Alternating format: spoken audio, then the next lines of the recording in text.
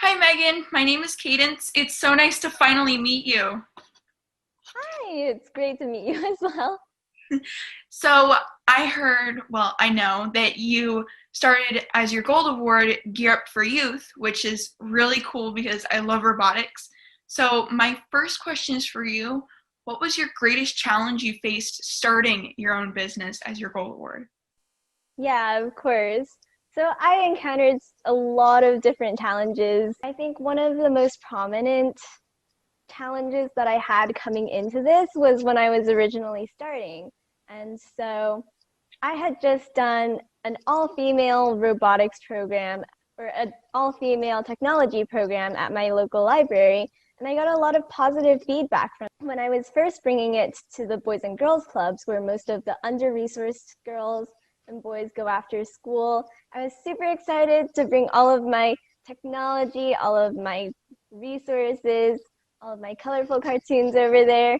But when I started teaching my class, I realized that a lot of the kids didn't really have interests in coding. They didn't want to drag and drop blocks of code, and more or less, they wanted to go outside and play.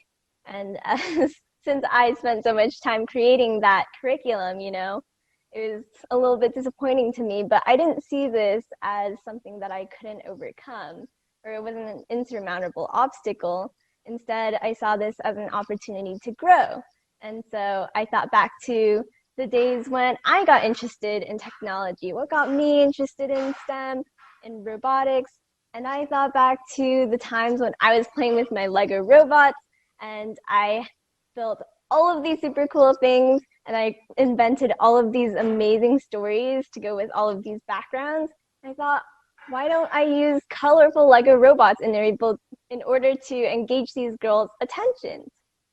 And it actually worked. So the robots, since they were building them, it felt like they were kind of nurturing it, and they actually were able to build a bond and a connection with these robots, and they ended up wanting to learn how to code. They wanted to learn how to make it move. That was so exciting to me to be able to see them be excited about the topic that I was interested in. And besides that, I also tried to integrate like these outside games in order to engage their attention for a little bit longer. So we would use balloons, we would use little outdoor mazes to be able to communicate to them in a different way, like some more computer science concepts while they were having fun. Yeah. Really cool, and I can totally relate to your situation with challenges.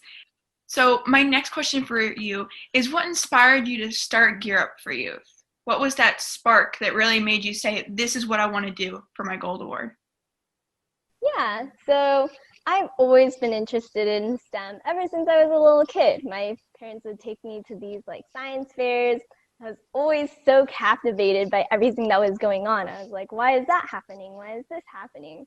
And so I was constantly begging my parents to go to these really cool technology camps. In fifth grade, they finally let me go, and I was so excited. I was jumping up and down.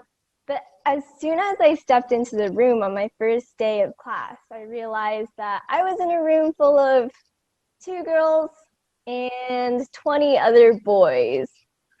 And as a fifth grader, I felt nervous, intimidated even. And as I grew older, I realized that in the technology industry, only 25% of the workforce is female, and only 15% make up the minorities and underprivileged. And so I realized that I wanted to do something, anything to be able to make a change. That's so amazing that that's what started your drive for Gear Up for Youth. So my next question for you is in the time that you've had your own business, what is your most memorable moment that really stuck with you? One of my favorite memories that stands out to me the most is this little girl that was named Melissa. So Melissa was one of the girls at one of our Boys and Girls Clubs. And when we were first introducing the technology robotics program, she was one of the girls that had turned away, put her head on the desk, and kind of didn't want to be there. And so I pulled her aside And after the class, and I asked, what's wrong? Why don't you want to do robotics or programming? And she told me that her dad said that robotics is for boys and that girls don't learn programming. But as the classes progressed and as we got to know each other a little bit more, I saw her coming out of her shell. I saw her slowly building her Lego robot. And by the end of the classes, she was one of the most excited girls at the course. And she would jump up and down and she would come up to me and tug on my shirt and be like, Megan, look at what I made. And it was just so incredible to be able to see like the difference that I was able to make in someone else's life. That's really amazing. And I cannot wait till I'm able to make such an impact on someone else like you have so many times. So one of my other questions is, what words of advice would you have for girls who will be watching this? So, to all of our listeners out there, if you have a passion, don't be afraid to follow your dreams and to take action. It may be daunting to take the first step, to talk to your first client, recruit your first partners, and there will most definitely be pitfalls along the way. But you need to remember to get up after you fall. The most important elements in driving change is having motivation and perseverance. But above all, to all of the listeners, no matter what age you are, no matter where you are from, you can make the world a better place. That is the life speech that I think I should live by every day. Like, you're such an inspiring person. It's such an honor to be able to interview you, and I can't thank you enough for making the time for taking the time to come and talk to me today. Oh my gosh, it was my honor to be able to be on this show and to be able to spread my message to even more girls out there.